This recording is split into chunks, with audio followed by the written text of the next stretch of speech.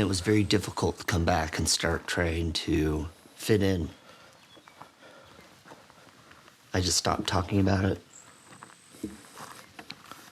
It was a big, big change, and it was hard to start relating to anyone.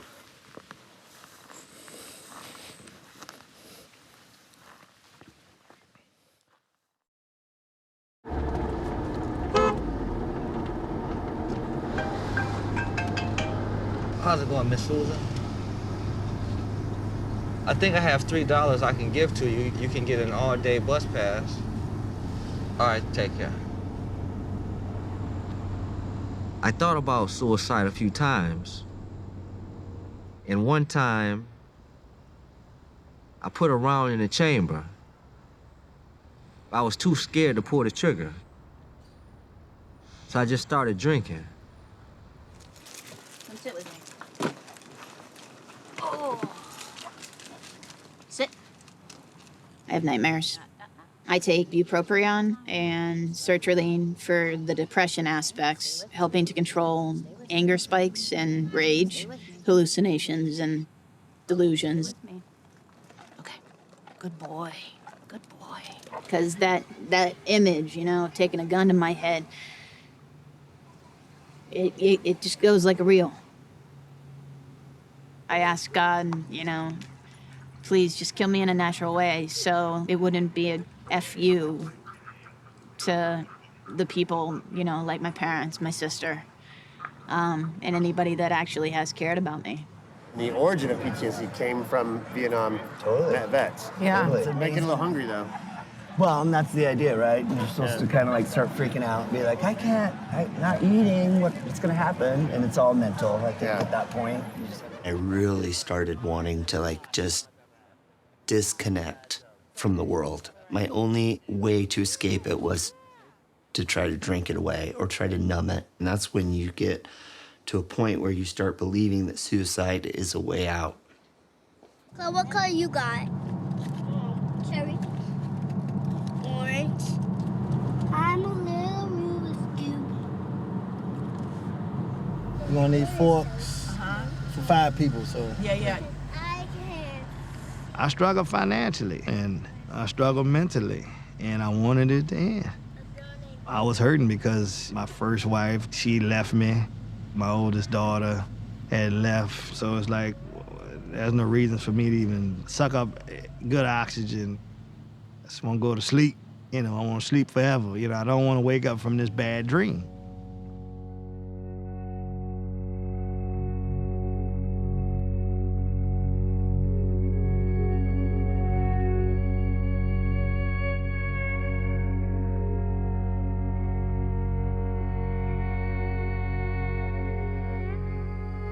From the moment my feet hit the ground from Afghanistan, the only thing that I wanted to do was to take a fucking vacation. And not the type of vacation where the kids are on the shoulders with the Mickey Mouse on their hats on their heads and we're bobbing through Disneyland or Disney World. And not the type of vacation where there's a tour bus in the background of the fucking Grand Canyon. But the type of vacation where I could take my ass out on the fucking land and dig a hole and scream into it until I had put down every fucking thing that I needed to put down. A brother of mine said, Mark, it sounds like the vacation that you're talking about is a vision quest. And at the time, I was resistant. I was like, what the fucking kind of hippie frou-frou bullshit, drum-beating, magic woo-woo la-la stuff is a vision quest?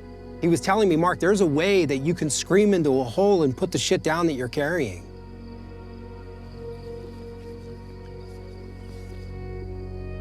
And he said, indigenous peoples around the globe would welcome their warriors home with elders meeting them outside the village.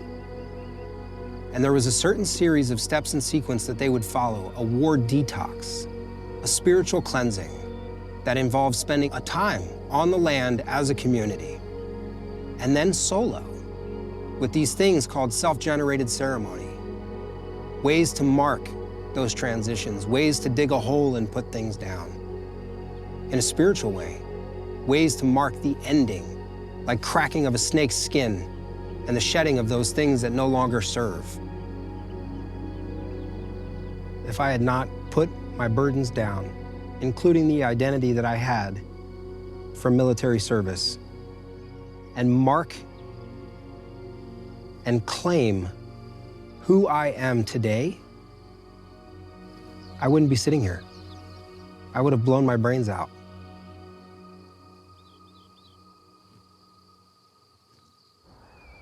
And I can't help but believe that the 13 of my close personal friends who have killed themselves post-service, they would still be here today.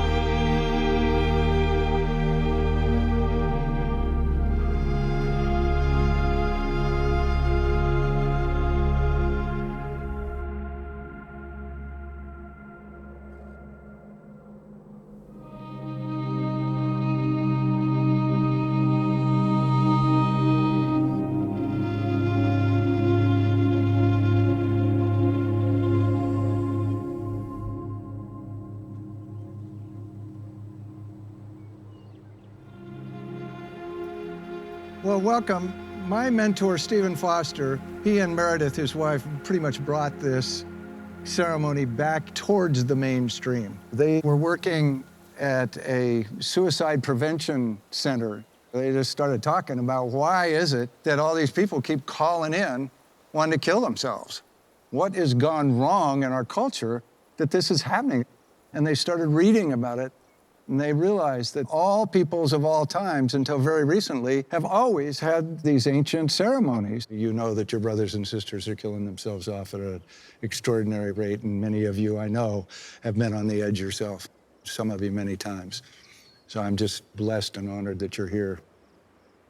Clearly something has stirred in a way that has prompted you to come out here, whether it was something that you read or something that you heard from someone else. A friend called you on the phone. So I just want to thank you for answering the call. Because it didn't come from us, it came from within. Just a real quick overview of what we're going to be doing for the next 12 days. We're going to sit with each one of you and talk about why you're here, and get to the bottom of it. We'll do that for 2 days. Then the last day before you go out, you'll get your spots. And then you have 4 days out there and 4 nights. And come back on the 5th day. We'll spend that day just kind of recuperating, and then we'll have a couple of days for telling your stories and having your stories listened to very deeply. My purpose is to help create a safe container. That's really my most conscious purpose in doing this, is to create that space. First off, I'm not a veteran. When we had our first Veteran Fast last year, it was phenomenal learning for me because I'd already been holding these ceremonies for quite a long time. The wounds they carry, this PTSD stuff, from the service is huge. And it's precisely, I can't be left alone with my mind. And that's precisely what we're doing. We're throwing them out there into this place where there's nothing but their own mind. It becomes terrifying very quickly. But this land can take that. And it can take the childhood stuff. It can take the time of service stuff. It can take it all. They can actually lay down the burden.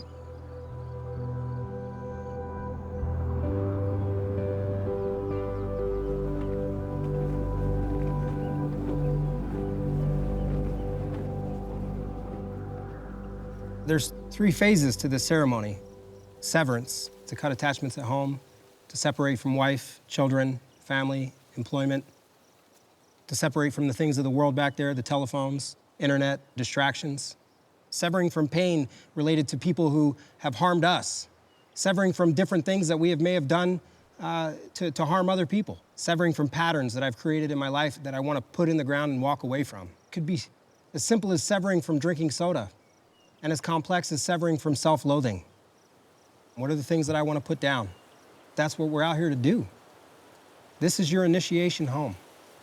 Home here and home out there.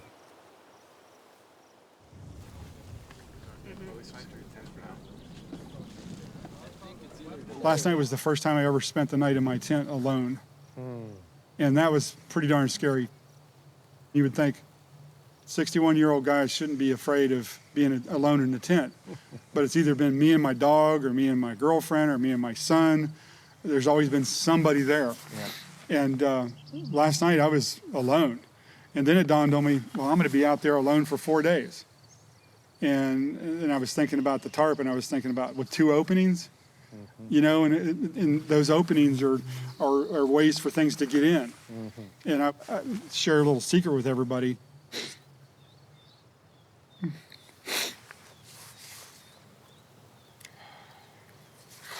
When I was 12, I was raped by my uncle. And when I told everybody, they thought I was lying because I was 12. And even my own parents, you know, they took his side because he was mentally challenged. And I remember going to neighbors' houses and asking them to talk to me. But I lived in a really small town in West Virginia, and everybody just slammed the door on me and said, you need to go home. This is something that is a family thing. Nobody would ever support me. I felt like everybody bailed on me. I've been afraid to be alone since then. I always feel like I have to have somebody around so that I feel safe. Because back then I felt completely alone. Thank you, Chuck. Yeah. That's the only way to heal this stuff, is to get it out. And thank you. I hit a point in my life where it was either death, suicide, or figuring this shit out. I was raised Mormon in Utah. Service to others was preached a lot. I was always a Boy Scout. And then when 9/11 happened, I thought, if I don't do something about it, then why should I expect anybody else to? I was a port security man in the Coast Guard, which meant we did a lot of law enforcement type training. You come home and you have this feeling of like, wow, this war is happening. Does anybody know? I feel so disconnected now from the society that I was trying to help. I found my way through various different avenues to start working at the VA, representing vets trying to get benefits. Our job was to evaluate their claims and try to come up with a dollar sum or percentage, really, of you are X amount of broken. They're saying, like, I sit at home at night and load my gun up thinking I'm gonna shoot myself or the neighbors, and I'm struggling with PTSD. I found myself being very uncomfortable with trying to evaluate other soldiers and sailors and trying to come up with whether they were in the right or the wrong and whether we should pay them. In the 2 years that I was there was maybe 80 people in our whole office, and 4 of my coworkers took their own lives. At about 6 years old, I kind of hit the trifecta of physical abuse, sexual abuse, and then just years of mental abuse. I had parents that divorced when I was 2, and it was a violent, protracted divorce, and I was the youngest. You remind me of your father, my mom used to say. And I would think, well, you fucking hate my father. And then my dad would say the same thing. Of course, he would add that with a couple fish punts to the face or the stomach. And I always look at my 3 older brothers like, why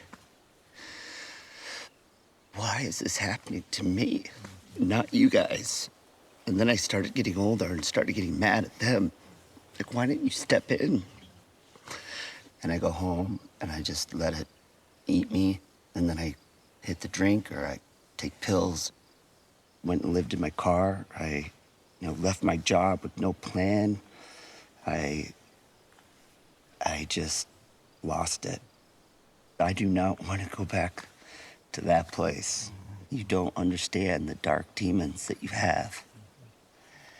And when I started seeing them, I've spent most of my life running from connection with people.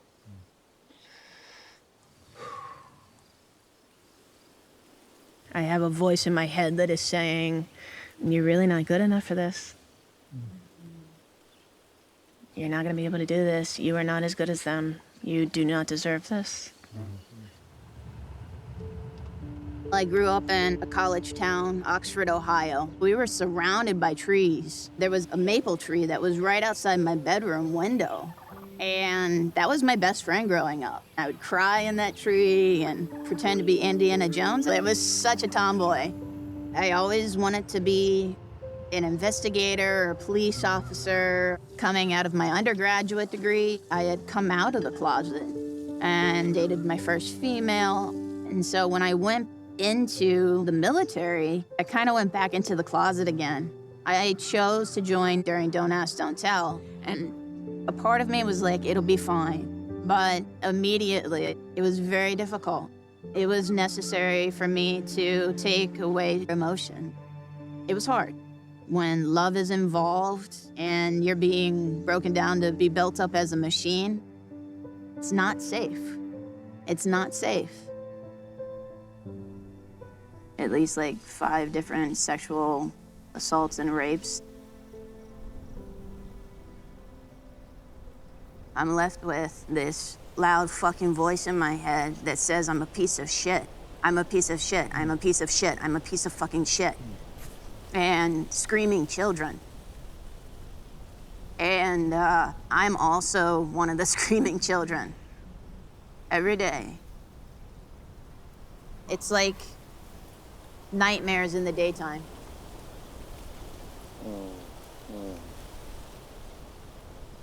I'm here to see if this shit will scare me enough to where, I could stop being angry.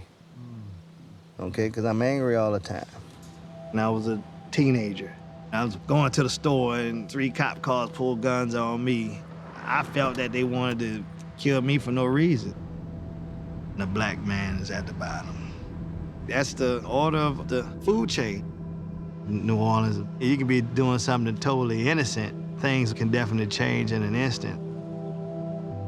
My grandfather was in jail. My biological father was in jail. My first meal with him, I was 40 years old, so it was 3 years ago. If he was there, I probably wouldn't have been selling drugs when I was 13 years old, And I don't think that's something to be proud of. How would that look to my son, How do I get my mind off of anger building up? As a parent, you don't let your child know that you broke. You don't let your child know that we fucking homeless now. You see what I'm saying?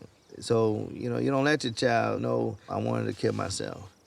I need to become a man again. What is that? What would that look like? I've heard a lot of my family members, man. They distanced themselves from me. They barely called me. What are you angry about? That could be a sign of being afraid. Let's. What are we afraid of? They say black people don't do shit like this. But we do, Shit, I'm here and I'm telling you, I could not do this shit by myself. I'd have been packed up and left. No shit. I've been to jail a few times because of fucking anger. I want that shit to stop here. I want to bury that here. Yeah. I don't want to take it. I'm not taking that shit with me going back home. You gonna bury it here? I'm gonna bury it here. Yeah. I'm ready.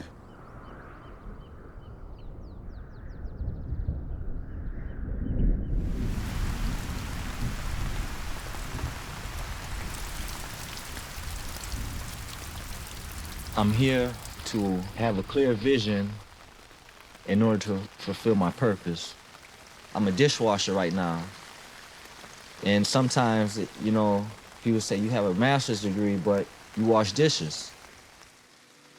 I actually grew up in Kalamazoo, Michigan, and went all the way to the Bronx, New York, and moved in with my fiance. Couldn't find a job in New York. I went to the unemployment office. Good news is we found a job for you, but the bad news is it's halfway across the country in New Orleans, working with FEMA for humanitarian efforts, helping rebuild. It was only supposed to be a 3-month job, so I took it. It was kind of lonely because all it pretty much did was work. And after about 2.5 months, with some money saved up, you know, to marry my fiance, I got a call. They told me she had been deported. And it made me feel like I wasn't never gonna actually be able to have one. You know, a wife or something at home. And I've been here ever since.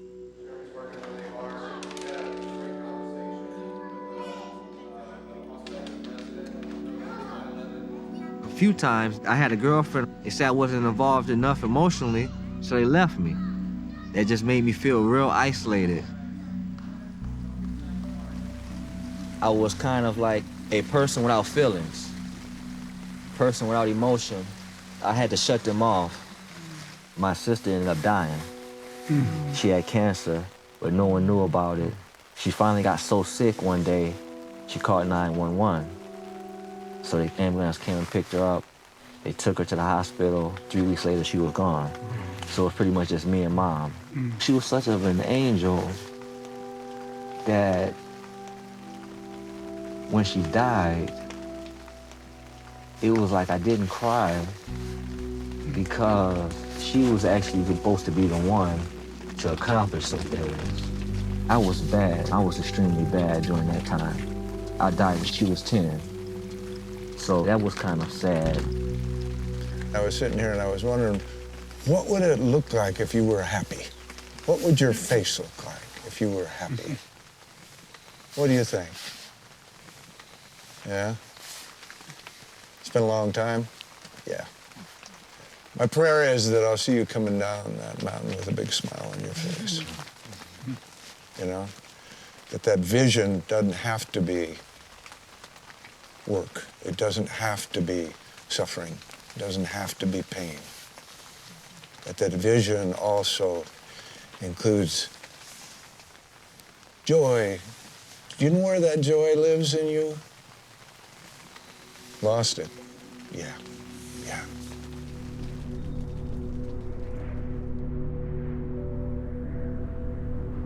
I no longer gave a damn about anything. Yeah, oh my God, I can't tell you how many times I've tried to commit suicide and have been pissed off when it didn't work, you know? I mean, now I look back and I just see it as a blessing, but, you know, it really took a lot. It's been ugly. Lots of hard conversations with myself, things that I've done and things that I'm not proud of. I need to be at peace, you know, with everything that has happened. And I need to just kind of get back in check with myself and just remind myself that I am worthy and I am good and I do deserve good, and let go of all the stuff that I've been carrying. And just kind of be able to accept that I'm enough.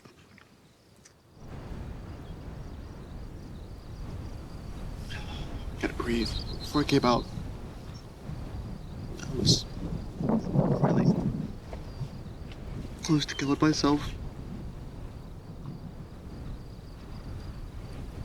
And I don't know why.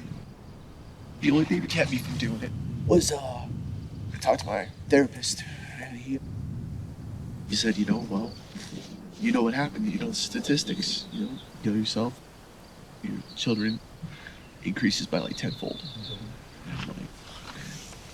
So I want to stand here for them right now. That's what it feels like. So I've said it out loud. Oh, and I haven't talked to my wife a little about it yet because I feel like she's taken on too much from me. There comes a point where we gotta stand up or kill ourselves. I don't want you fucking dead, man. You got that? Don't fucking do that. Too important. Don't fuck with this. Yeah.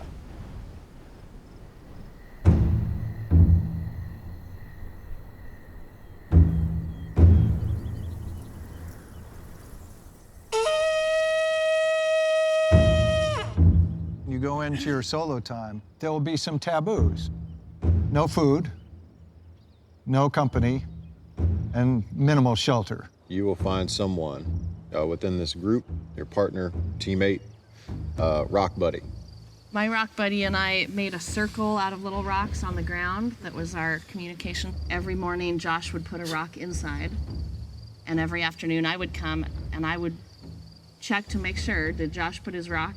Yes, he did. He was alive this morning. Okay, good. And then I would put my rock in. By the end of the time, there would be 4 Josh rocks and 4 Chris rocks, right? And if at any point I'd gone to the circle and he hadn't put his rock, I would go check on him. You're gonna shoot for drinking a gallon of water a day. If you're hungry, drink water. And if you're not hungry, drink water. If you're feeling dizzy and nauseous and overheated, it's time to get in the shade, right? It's time to get that bandana wet and put it around your neck and try to drop your body temperature down.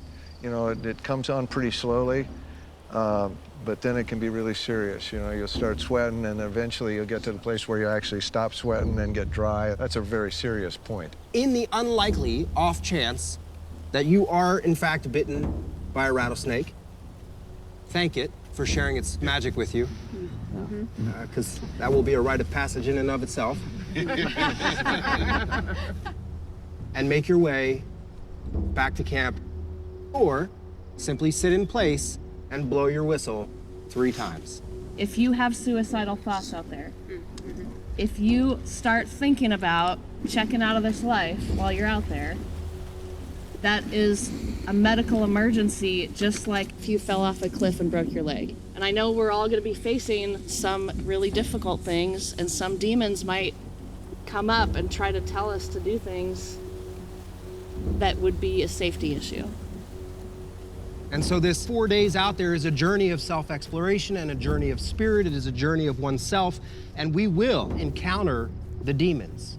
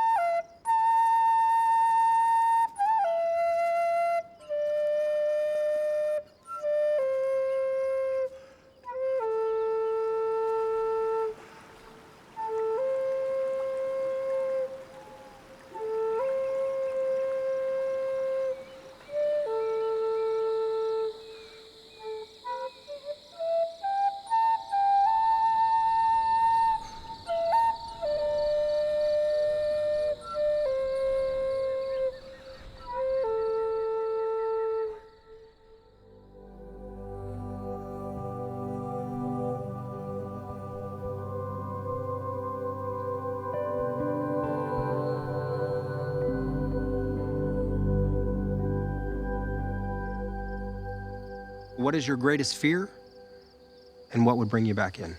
My greatest fear is to be alone. My greatest fear is the unknown. I'm very scared of success. My biggest fear would be that I'd be too afraid to step into the person that I'm going to be.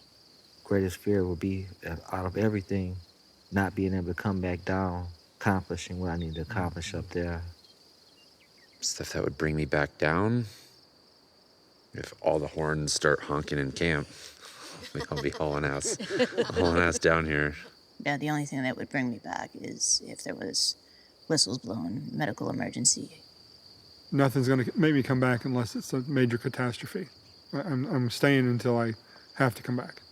As far as bringing me back in, I don't know. The demons are pretty fucking big. What would bring me back down is, the demons. I'm hoping that they are friendlier than they have been. What would bring me down here is the unknown. Would bring me back down would be medical issue. The only thing that could bring me back down is if you guys come up there and get me. It's gonna be pretty damn serious for me to come back down. It's gonna be life-threatening. Other than that, I'm not gonna see you guys until that 5th morning. It's time for some last hugs and saying goodbye. And once we're done with that, off you go. And when you feel ready, one at a time, step into the circle so that Chris and I can send you off. Yeah, come on. Once you're smudged out, collect your things and make your way out.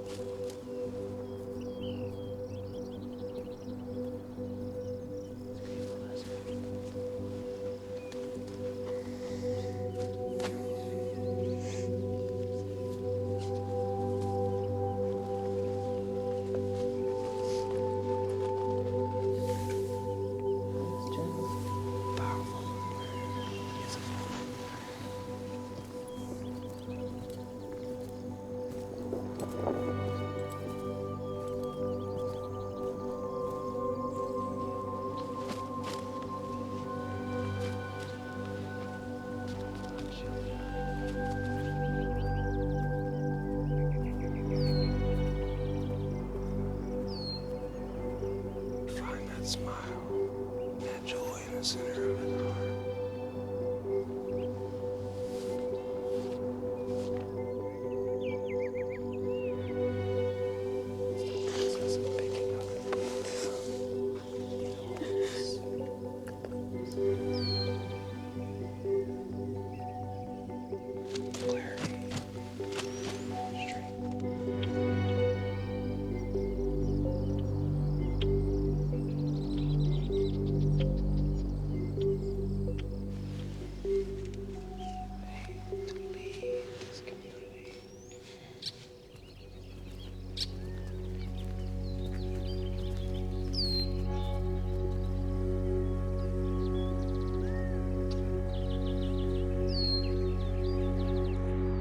Rites of passage is one of the fundamental things that's missing in our culture now.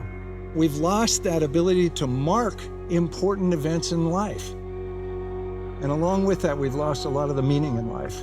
We've lost ritual and ceremony. Threshold. The threshold, where we separate the wheat from the chaff, is painful. And it's meant to be so in some ways. An opportunity without those distractions and without food to become closer to ourselves, to turn inward. The time of going into the darkness, going into the deepest part of our psyche. You're moving from this material world into that more liminal or spiritual world, where a tree can talk back to you, a rock can say stuff to you, and you can listen. It is the time of the beginning of the great shifting. My plan and goal on this 4-day fast is to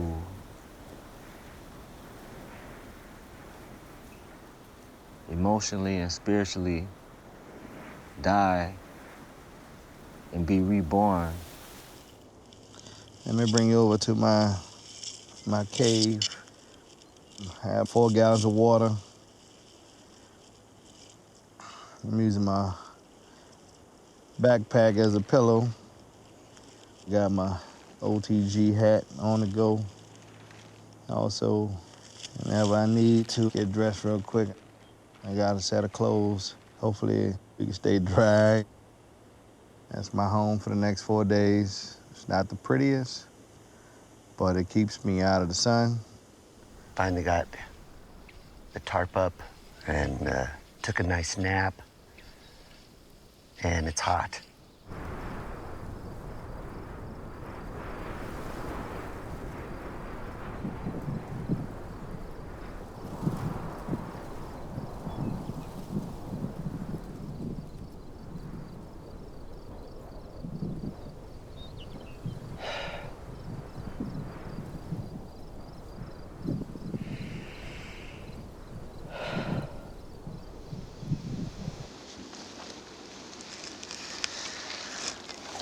I'll pretty much be set up here,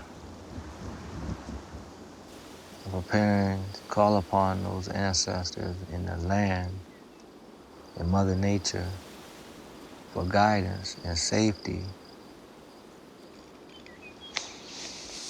The rocks, the hill, the low ground, the green pasture is definitely a blessing. This is peaceful as heck. Can't say fun, but it's very peaceful. You take a look around. As you can see, we're in the middle of fucking nowhere. But I just keep walking because sitting around and thinking about food is worse. The biblical and Middle Eastern prophets, most of them had to journey through the desert. Jesus fasted 40 days, 40 nights. The Buddha, he fasted. Prophet Muhammad, so many others, different religions, different spiritual, cultural traditions.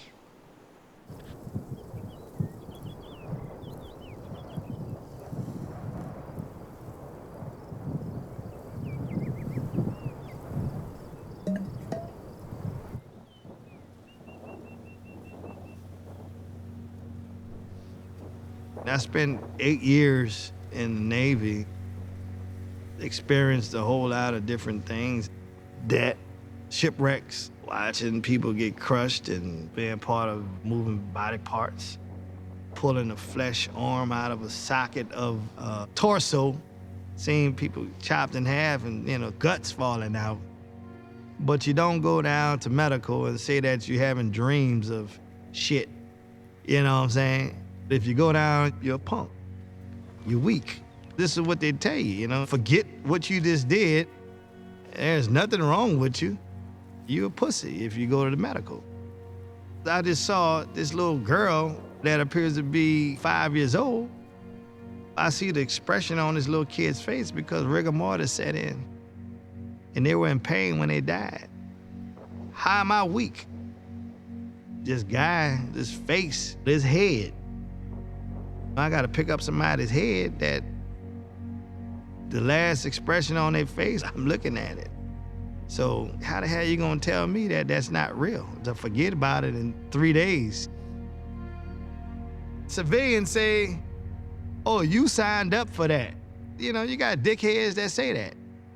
That's what you signed up for? Then, you deal with it. You don't need to get a check every month for that.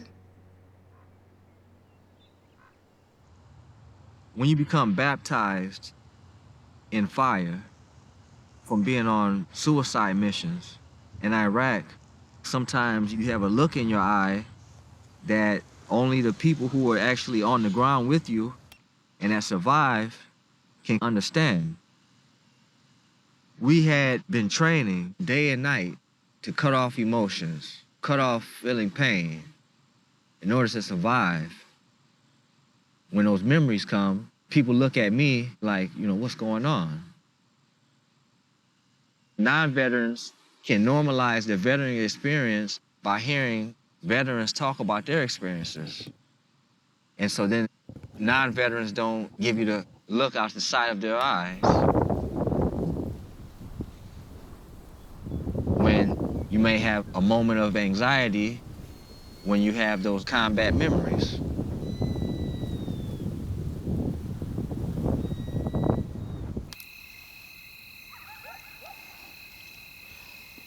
All right, everybody. It's day 1, night 1. It's pretty dark. I'm not afraid of nothing too much. Got my old boning knife on guard in case something try to come and get my ass. Guess they coyotes here and there, but that shit don't bother me at all. So that's it for the night. I'll catch y'all later.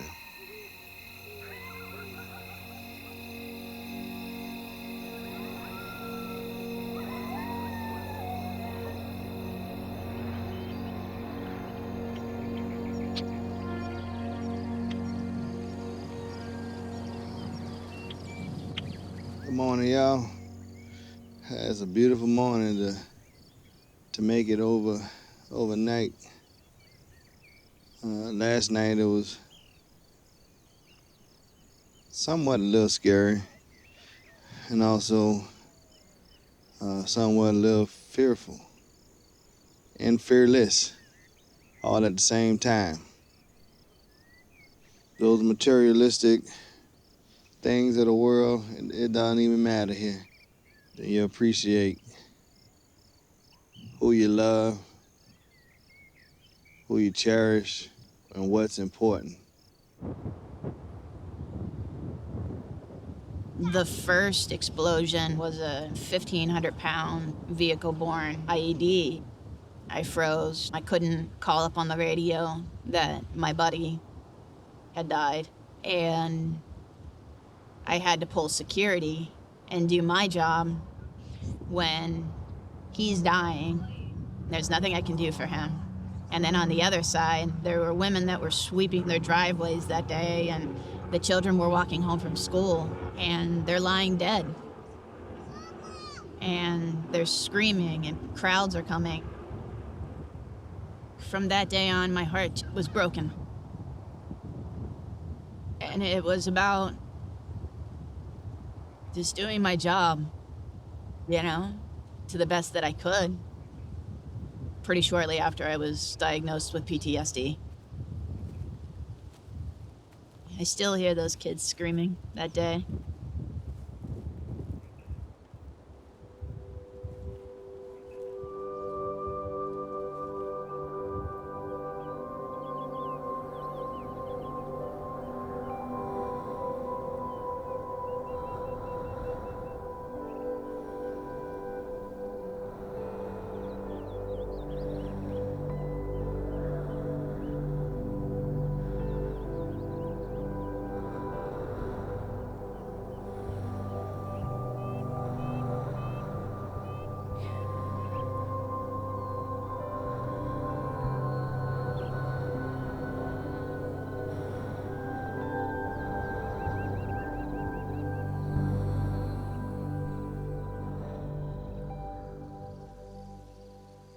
Being out here in nature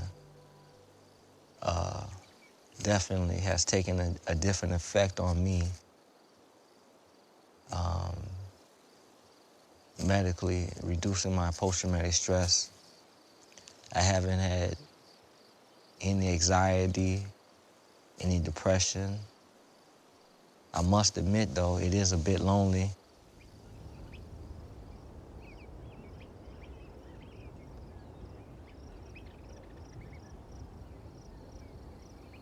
We spent a couple of hours talking to him and really getting down deep into what's the fear, what is it? Sitting at the edge of the cliff there about to throw himself off. Did the best we could to let him know that this is the place he needs to be, and if he leaves early, he's not getting what he needs to get. At one point it was, so you guys are gonna try, you're gonna sit here until you think you're gonna convince me. Well, you're not. And I said, yeah, I get it, man. You know, I've been there. And so we worked as hard as we could, a long time, and there was never an inch of an opening. Told him we'll hold him here in base camp, and if he gets halfway home and realizes that he hadn't done his work yet, always welcome to come back, you know, and finish off the ceremony in any way that feels appropriate. And just wishing him the very, very best, you know, that's all we could do. 20 years that I've been around this ceremony, and 18 years of actively leading these things. I've never had anybody actually leave. And boy, it hit me. It still hits me. How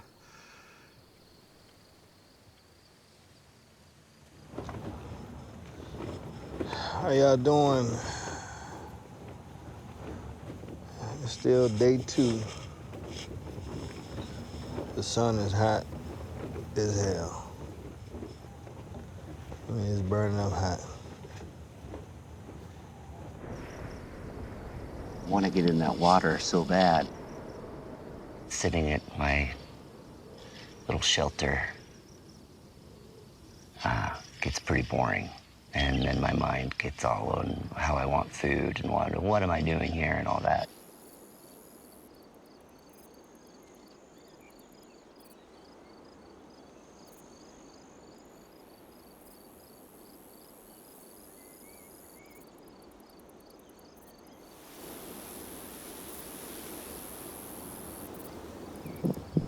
going over a lot of things. It's nice to be alone, but not isolated. When I'm in the city, I can hide with thousands of people around, and I'm uncomfortable and scared and don't want to be there. Out here, I'm alone, and I'm happy.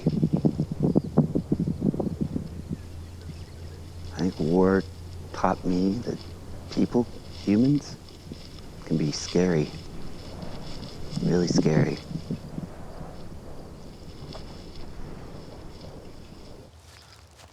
I can defend from this side. If anything was gonna come from this way, I set this booby trap stick up. If they knock it down, I'll hit. It ain't the best. The damn sure something better than nothing. Nature is definitely talking.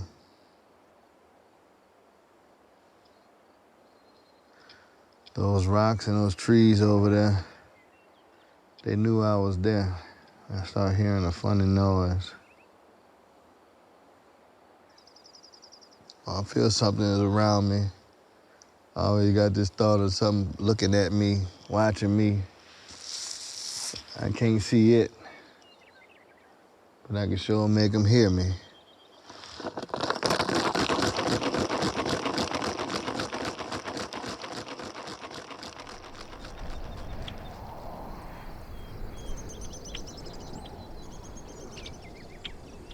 I've decided to dedicate day 3 fasting to find true purpose for me returning back to the United States from Iraq, Afghanistan, and being placed back into society. I must admit, after 12 years, it's been very confusing as to how I was supposed to go back to the community, to return home.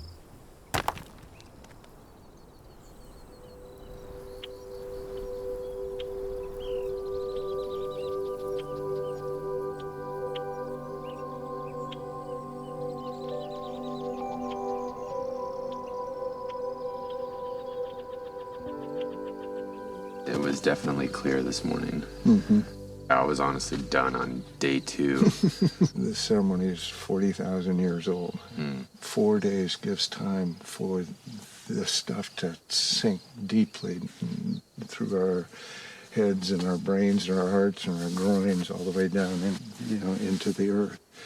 I do respect the tradition, but something inside just feels it's ready. What about the piece of coming in with the rest of the tribe?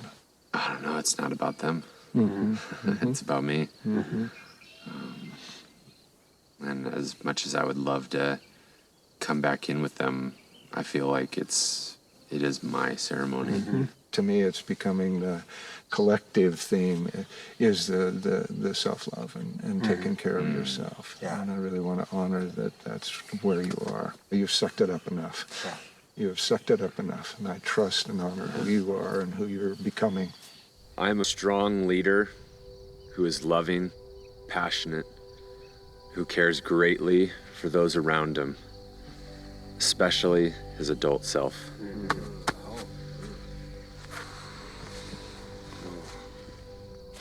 He's got traumatic brain injuries. The chances of seizure with traumatic brain injury are increased dramatically when you don't sleep, and he wants to do an all-night vigil tonight, so he wants to be close.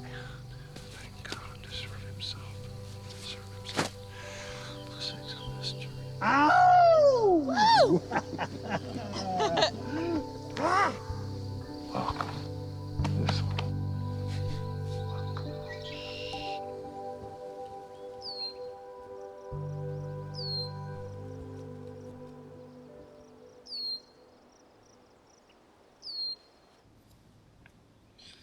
I want to say fuck racist, fuck you racist bitches in America. Fuck all you cocksucking son of a bitches I swear to God, I wish I can line all you racist, pussy-ass motherfuckers up. I motherfucking goddamn serve my country, served it fucking honorably, and you fuck me because I'm fucking black. Fuck you. Fuck you, you son of a bitch. I can't stand you pussy-ass motherfuckers. Fuck all you racist son of a bitches. Fuck all y'all. I can't fucking stand y'all. You don't want a black man with shit around here. You give us this fucking much, but then you take this fucking much. It's all about money. We put our life on the line so you can stand up and fuck us in the ass. We fucking serve our country. We love our fucking country. We know we have freedom, but we ain't free. We not free in our own country. I got something for you, folk ass, cause I'm gonna goddamn make it here. I'm gonna succeed. If you like it or not, I'm talking to you.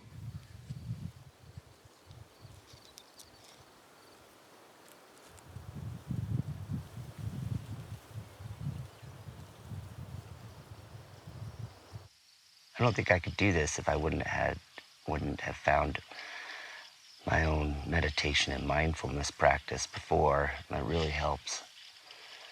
Just being in the moment. Sometimes even just walking and just focusing on right, left, right, left, right, left. I mean, not letting my mind get too far from here.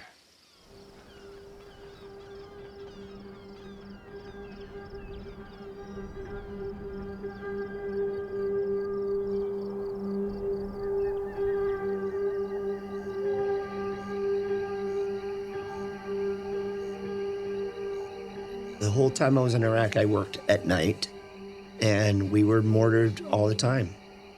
I worked the volunteer hospital service, seeing soldiers come in, citizens, kids, just blown up.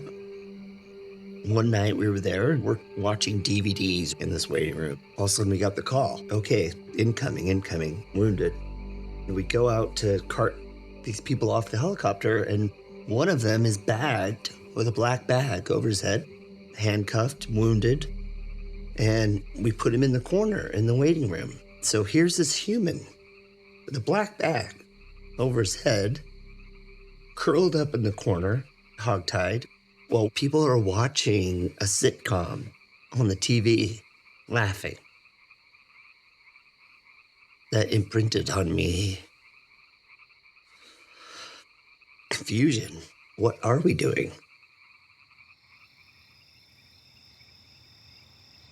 When I'm laying down trying to go to sleep, when everything is quiet and I don't have other things distracting my mind from war, I would say my average hours of sleep, it'll probably be about 4.5. When we were staying in Baghdad International Airport, mortars almost used to hit us all the time. So I began to learn how to actually get sleep with bombs going off. If one of those mortars actually came in and hit, wouldn't be able to wake up. My buddy Morales, he might have been killed, I might have been killed. So sometimes I just lay there and think about, like, how come none of those mortars never actually hit? Like, damn, why am I such a lucky bastard?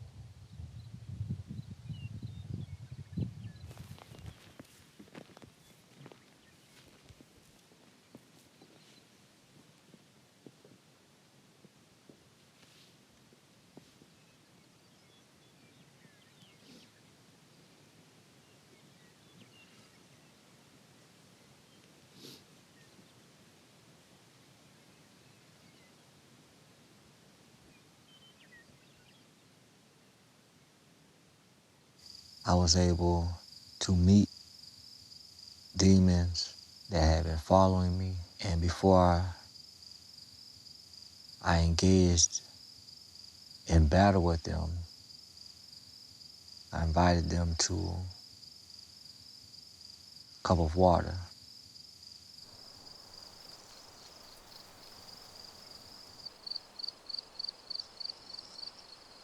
What a cool sunset. Went for a very long walk today in the midday sun, which was, probably not the smartest idea, but I just needed to wander and saw a beautiful hawk that followed me for about 45 minutes. Everybody should try to do this once in their life, just to know that you can.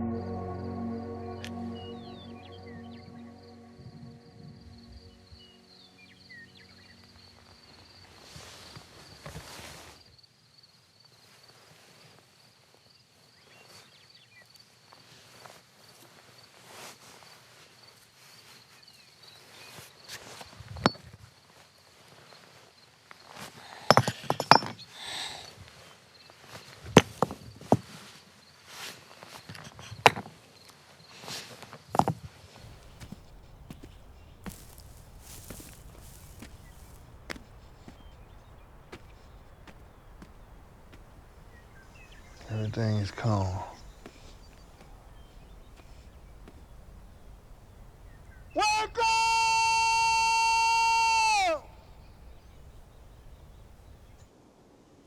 I finally made it to day 5. To be completely honest, I don't know how I made it. I'm thankful for being able to enlist in the United States Army. It was actually an honor to go serve in Iraq, to serve in Afghanistan. However, I didn't know that after I was honorably discharged, I would one day have post-traumatic stress and deal with more injury. But if this helped me return home to my family, friends, and society, then these 4 days and 4 nights would not be in vain.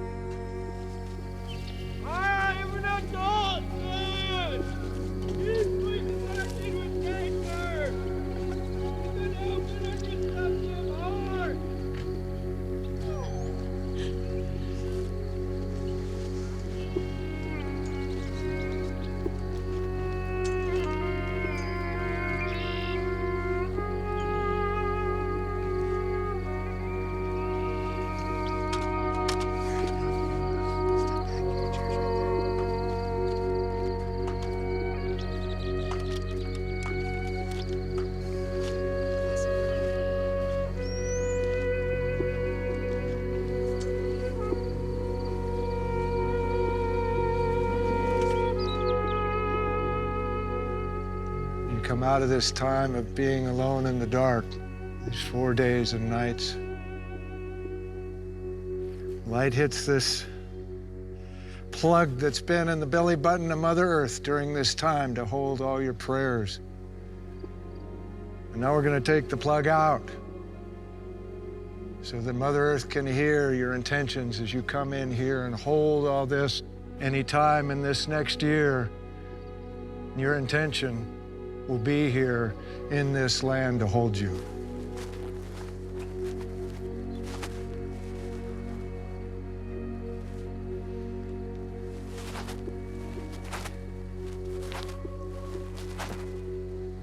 This is beautiful now. You can turn around now, all the way around. You're just about there. Oops.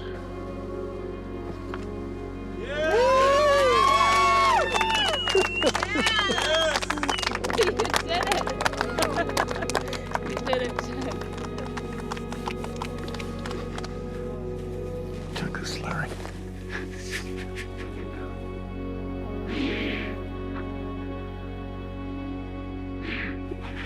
Thank you for sitting there in silence. I'm a brilliant adult man who loves himself, who is confident, who loves his family, loves his tribe, yeah, loves his friends, and loves every living thing on this fucking earth. Fuck! Yeah!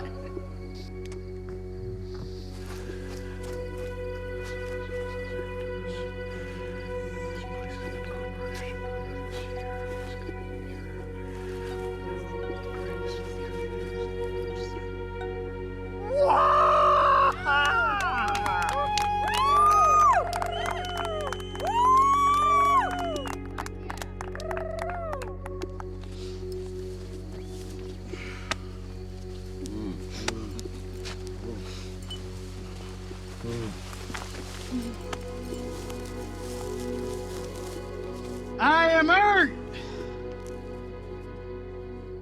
I am fire. I am air. And I am water. I'm a strong warrior.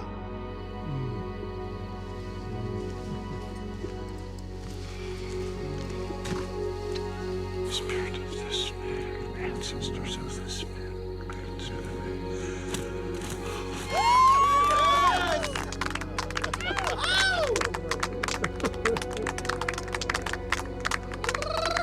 We encourage the hugging and the coming back in the body. This is the close of the threshold phase and moving into the incorporation phase. You all had very powerful experiences, I'm sure, out on the land. Everything between the time that you crossed the threshold to the time that you returned to mark that end of the threshold phase is sacred. Hold it. Burn for me too. Tight. I'll watch your feet. Yep. Duck your head, Chuck. Good. Good call. Yeah, it was.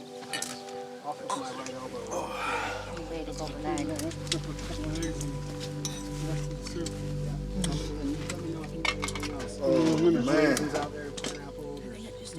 This is good. Incorporation or return. To take the things that we have received out on the land as a result of putting things down and begin the process of figuring out how to incorporate them into our daily lives and into our walk. Into the corpus, into the body. So you've been out there on that land and you've been thresholding, and then it's time to come back into the body as you go back into the world, and you'll be tested. Coming home and coming back to this place and then going back out into the world that truly can't hear and can't see what we've been through.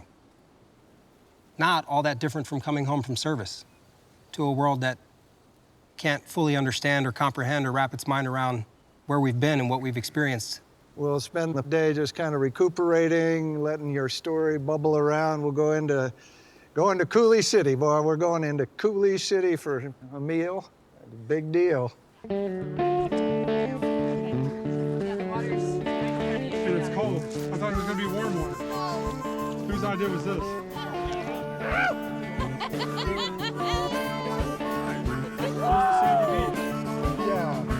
Gone down to the river.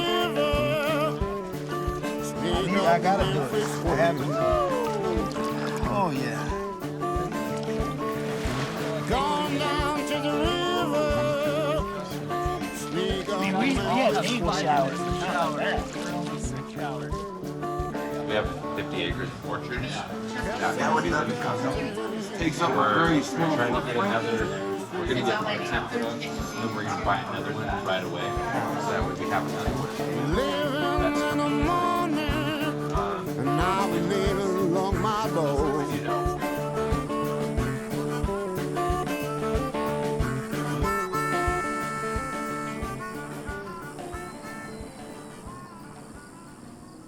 Sun starts going down. The oh shit factor hit me. And it was what the hell am I doing? I can't do this.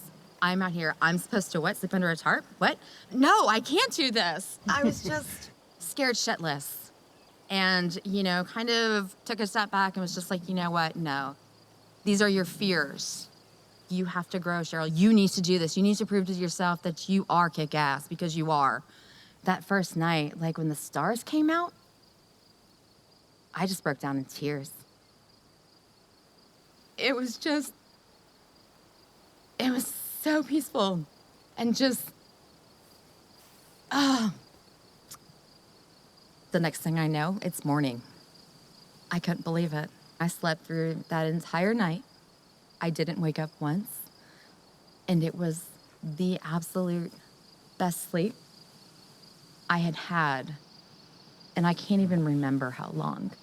It did something to me. I woke up and I was just so confident, and it just kind of restored this little voice inside of me like, yeah, bitch, I told you. Why did you have doubt? Like, you got this. The last time I saw stars like that was in the middle of the Pacific Ocean in transit every night. It was like a bedtime story or that lullaby singing you to sleep. One of the most healing parts happened. I was journaling and I looked over at a little sagebrush, and there was a caterpillar crawling on the stem. And it just brought forth this memory from my childhood, and it was probably the last time that I absolutely, truly remember being happy. And it's like I had this long conversation with this caterpillar, and and it's just like, you know what? It's okay. You can be happy. I felt like I was using it now as a celebration and just honoring everything around me that was bringing me joy. Yay! So I want to start with the word pride. I spent most of the first day thinking, what the hell's a blind guy doing out here? I can't do walkabouts like everybody else. I was afraid to look for rocks because of bugs and snakes and whatever. So I spent the first day pretty much pissed off because I was blind. Pride. I think it was the night of the second night I started having light diarrhea, and then the third day it was pretty rough. My blood sugars were tanking. I kept getting low, and I was eating glucose tablets like they were crack. Sometime in the afternoon I got really afraid, and I didn't want to tell the leadership that I had diarrhea because I thought they'd make me come in. But again, pride. And I didn't want to tell anybody that I was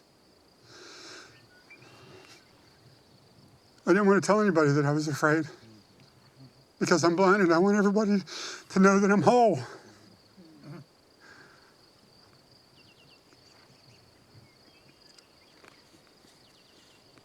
And then an angel showed up. Chris, I called to tell her about my blood sugar, and something happened to the radio. And just all of a sudden she was there. Somehow she knew that I was on the edge. Somehow she knew that if I could have come down here, I would have. So Chris laid down on the ground, and we held hands. And we talked, and I cried. I confessed how weak I was, but I was still prideful. I told Chris that at the end, my intent was to walk down here by myself. So then the final morning, and I'm sitting there, and I'm so weak, and I'm very disoriented, and I'm on the edge. And I heard this voice. And the voice told me, you got to stop being proud. These people are here because they want to help you. Accept their help. And the next thing I know, Ryan, Tim, and Brandon walk into my camp, literally within seconds. The other weird thing is when they walked in, I wasn't startled that they were there because the Spirit had told me to accept the help. And before I knew it, almost all of my stuff was gone. As exhausted as they were, these three men picked up all my shit and took it down here without even saying, oh, fuck, I'm tired, or I don't want to do this. They all did it because they wanted to do it. But I still insisted, being prideful. I told all three of them, I'm walking in alone. At that point, I had my backpack, the chair, and my water jugs. Then the next thing I know, Ian shows up. And Ian just guides me in, and I just surrendered. At that point, I just surrendered. And I said, just fuck the pride. I just want to be me. And I just want to accept. And at that point, I think I finally accepted the fact that I'm blind. And I can tell you, I've told people for years that I'm totally okay with being blind, but I guess I wasn't.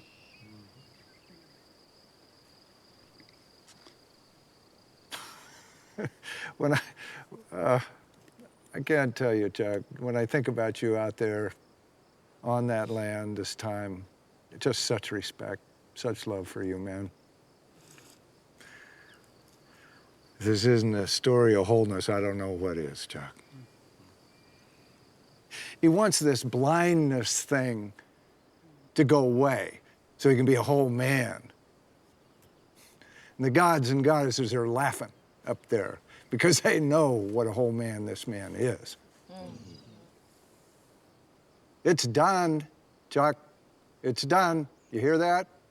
What you went out there to claim around relationship, around wholeness, done. You don't have to do anything. Because Spirit has a way of working in this world. And you followed that Spirit right to this beautiful man who needed to know that he can accept help because he is a blind man, and that has nothing fucking to do with wholeness. Nothing.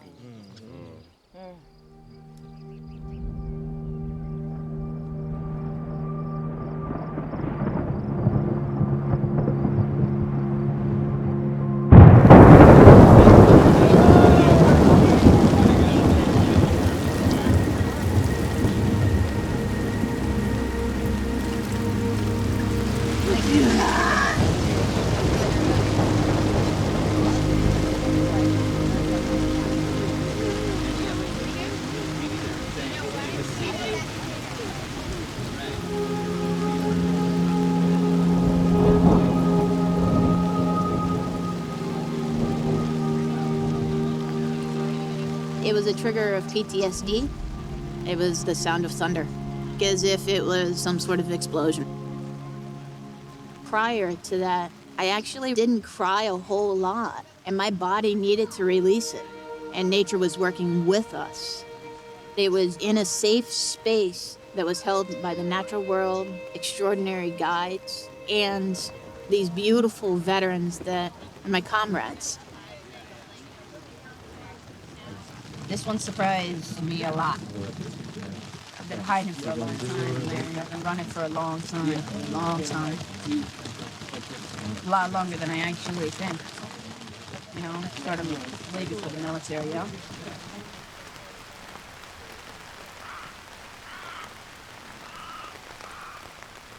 I dedicated this fast to my grandmother, who I didn't get a chance to go to her funeral because I was in Iraq at the time.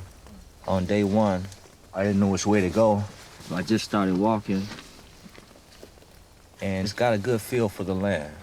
I was hoping I would run into some animals or, a burning bush or something.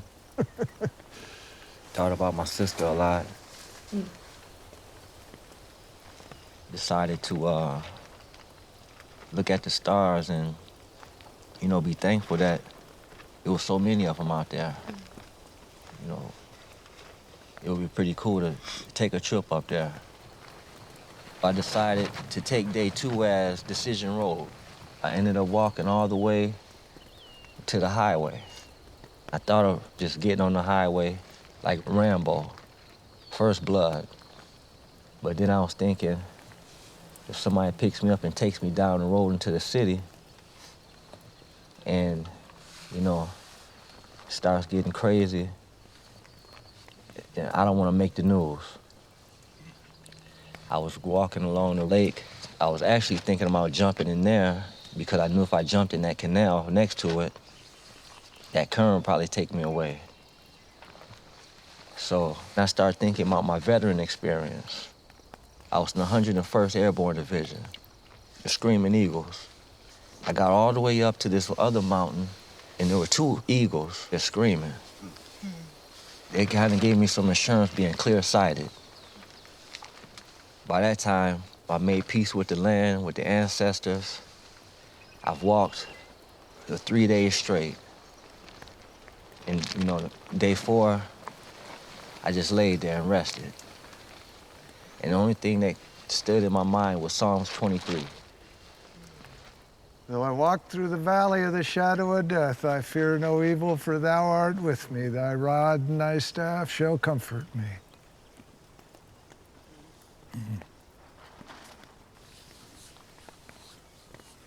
Thank you for your story. Thank you for this story of transformation that we all need to know that transformation is possible.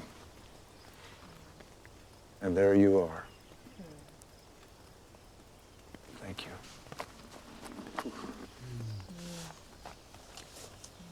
you. Smiles don't hurt either. You're the humble man.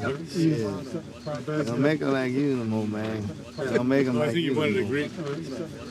Oh, man. Yes. I'd like to get one of your flags. Oh, sure. I'd be happy to. Just before we leave. I'll forget.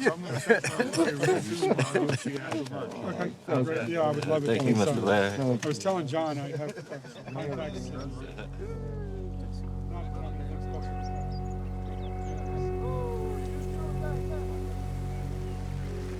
The meaning of my name is King. Malik, the one that rules. So I'm gonna rule my area. I'm gonna rule my land up there. It became mine.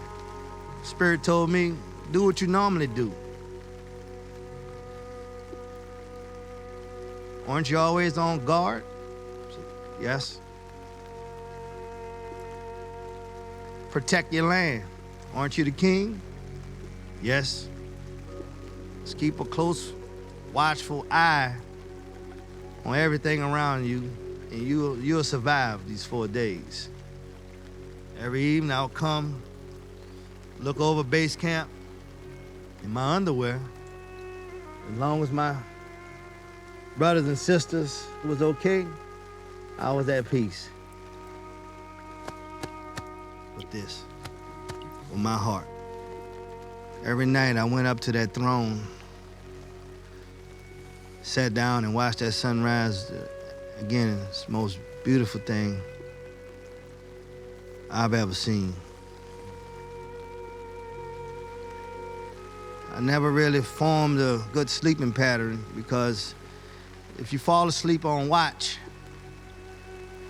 you can get court-martialed. I really admired the beauty of Mother Nature, the way she carved out the canyons, the hills, the valleys. One of the things I needed to clear up was my anger. I did some venting out loud. I said, well, this is definitely gonna humble me. I'd rather die up there than die out in the world. I found so much peace on this land. The child in you who had to step up, who's been carrying his armor and his shield for longer than he can remember to protect himself and his people. A man who has had to be on guard and be on point, watching over himself and his people in theater, immersed in the world of war. So many years to face those demons, to face those dark shadows in those coyotes who came at night. A man who fashioned a shamanic tool to drive those beings back to where they come from. No more. No more. Put your armor down. Drop your shield. You are protected. You are covered. You are home. Not a lot of people impress me. It's hard for you to impress me. I mean, with mind, body, and spirit. Fuck, this shit is fucking deep. It's deep, man. Damn, I'm glad to be here. Oh boy. Glad to be here, man. Yes, man. There's two types of kings. There's the ones that rule from anger and power and greed. And then there's the kings who rule with love. There's the kings who serve the people. When I saw you telling your story and I heard your story, I was like, he is the right kind of king. He is the good kind of king. I want a king with a face like that. I want a king with love and kindness in his eyes like that. For a little while. I love you, man. Love you too.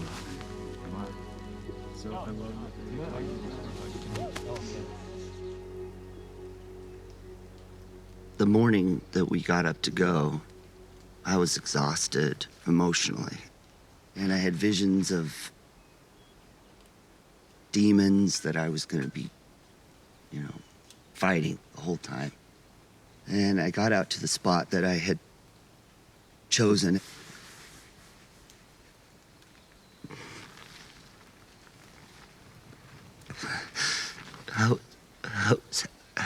I was scared. Last year that I've gone through, coming off of a lot of medications, there were things that happened during that time that truly scared me, and I was in safe spaces. So here I am, heading out to the unknown, and I thought, what if these things come back while I'm out there? What was weird for me is I wasn't scared of the coyote or the mountain lion or the grizzly bear or the random murderer that's gonna come. For me, it was the little things. It was the ticks. It was the spiders. It was the ground teeming with ants. And then about midnight of that night, I woke up out of nowhere and felt my face. And something had bit me, and my lip was probably the size of a golf ball. Just huge, numb, with pain. And I was thirsty as all get out. I couldn't drink. It was just water spilling out, electrolytes everywhere.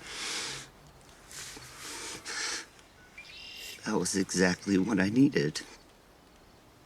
It was a confidence boost because I wasn't dead. The little guys, they're little. The nights for me were the hardest. That's when I can conjure up all sorts of demons. On day 3, I got to the canal and contemplated jumping in the canal. I thought, I could do this. And I think I'm smarter than everybody else. So I'm not gonna take a gun and shoot myself.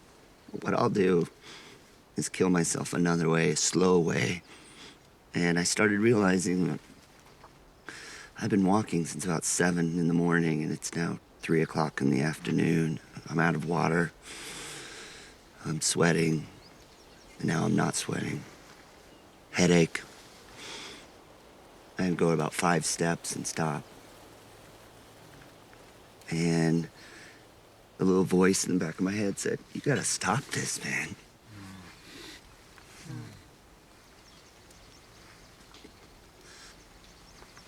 You got too much life left to live. And too much gifts to give. And there's a whole bunch of people out there that would like to see you stick around. It's done. Thank you for your story. Yeah.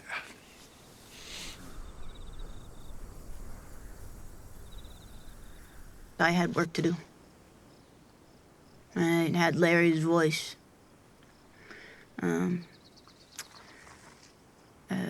Saying something along the lines of clean up as much as you can and get right as much as you can with as many as you can. Because I did have some resistant part of me that was really freaking scared to be up there. There was this vulture, and beautiful wings spread, just it flies right in front of me, and it's like, it's time to die now. It's time to die.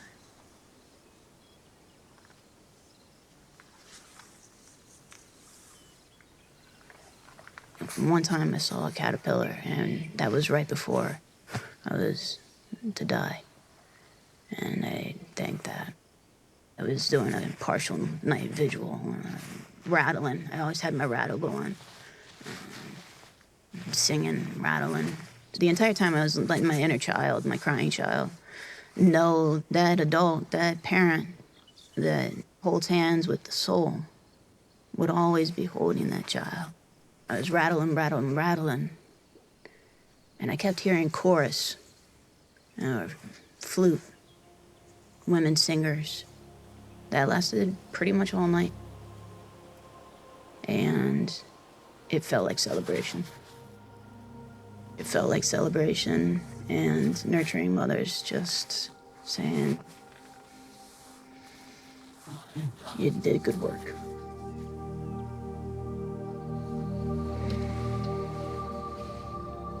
Turkey vultures can smell death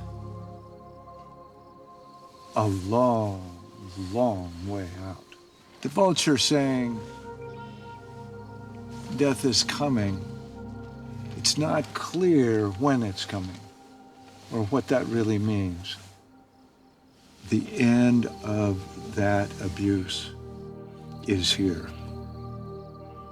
and peace follows, but only through building good walls, of being careful with that child, of taking care of the child within.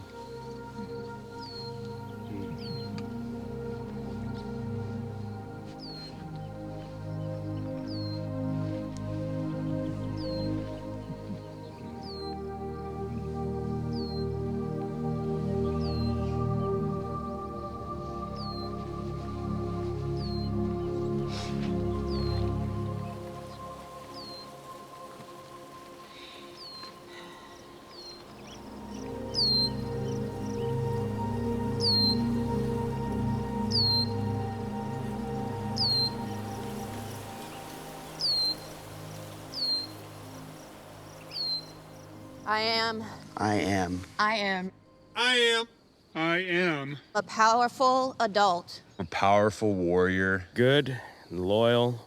a worthy adult man A sober, unflinching storyteller. with meaningful relationships.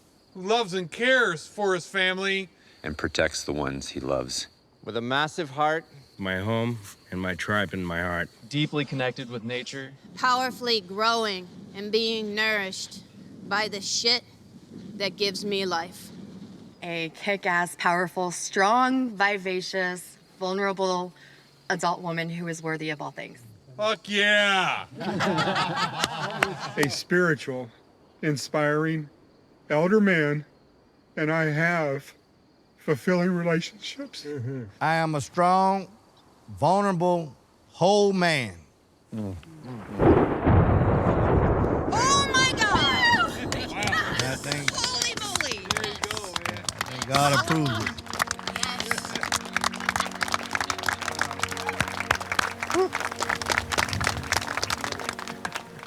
I picked up humbleness.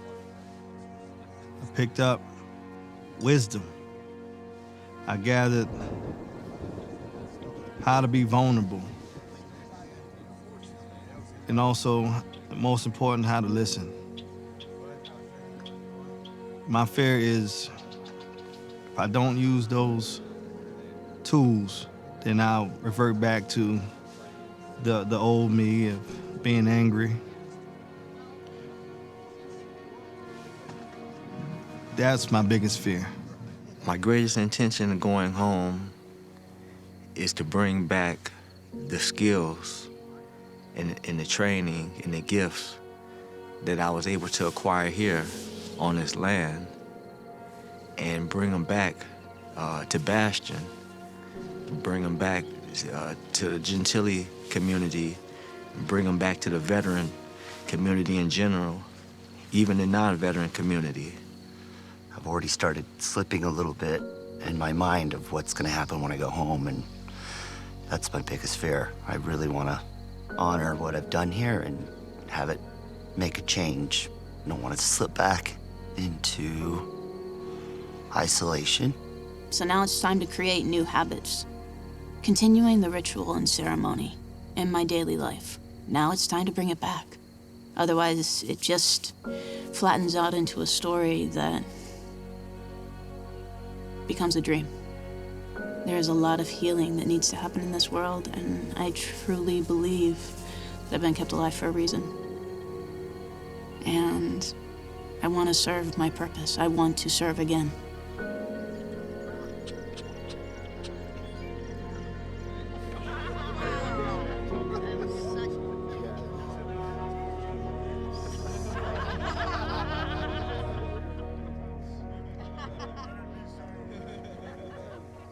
Every single one of us sitting in this circle have been initiated into the armed forces and have gone through that process of grinding away the civilian pieces and the insertion of that identity as a warrior, whether that's a peaceful warrior now on the planet, a healing warrior, a woman warrior, a man warrior, an LGBTQ warrior, right?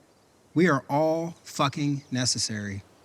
I just in deep gratitude for the courage that each one of you have to show up. People who've been out there, you know, on the edge of death over and over and over again, sit here in front of the rest of us and cry. Mm-hmm. Fuck, you know.